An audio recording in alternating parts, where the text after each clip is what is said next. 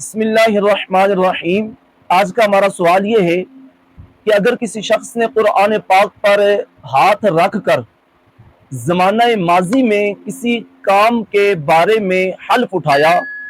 اور اس نے وہ حلف جھوٹا اٹھایا تو اس کے بارے میں شرعی حکم کیا ہے؟ عرض یہ ہے کہ زمانہ ماضی میں کسی کام کے وقوع یا عدم وقوع کے حوالہ سے کسی بندے کا حلف اٹھانا، مثلا یوں کہنا کہ میں نے اللہ کی قسم یہ کام نہیں کیا، حالانکہ اس نے وہ کام کیا ہوتا ہے، یا اس کا حلف اٹھا کر قسم اٹھا کر یہ کہنا کہ میں نے یہ کام کیا ہے حالانکہ اس نے وہ کام نہیں کیا ہوتا، تو یہ یمین کی قسموں میں سے یمین غموس کہلاتی ہے، جھوٹی قسم کہلاتی ہے، اور یہ گناہ کبیرہ ہے۔ اس کا کوئی کفارہ تو نہیں بنتا، لیکن ایسی قسم اٹھانے والے شخص پر